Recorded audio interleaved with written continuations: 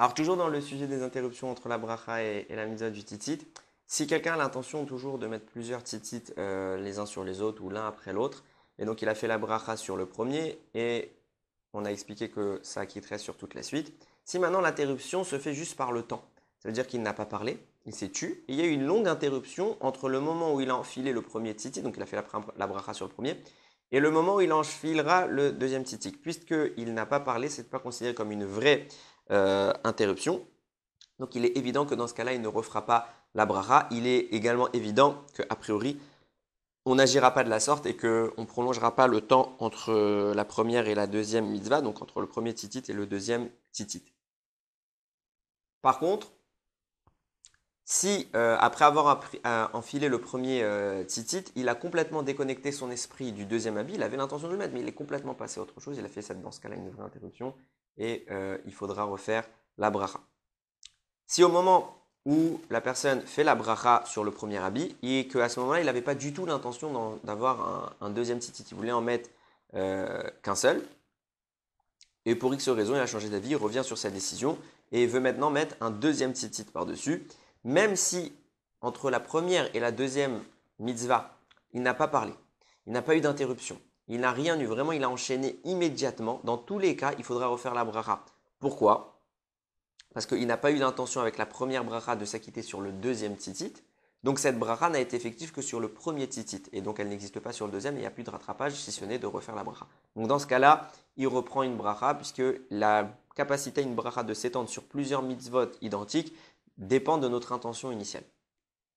Maintenant, le type qui a l'habitude de mettre tout le temps plusieurs habits, plusieurs titit, et que les habits sont posés devant lui, etc. Mais il n'a pas pensé, en récitant sa première bracha, il n'a pas pensé à s'acquitter à tous. Mais par habitude, il l'a fait. Et là, il est évident que comme c'est son habitude, que dans ce qu'il est plusieurs titit, quand il a fait sa première bracha, on considère que cette habitude se répercute sur son intention initiale et que cette intention s'étend donc à tous les titit qu'il enfilera par la suite. Et évidemment que dans ce cas-là, il n'aura pas à refaire la bracha sur les titit qui vont suivre.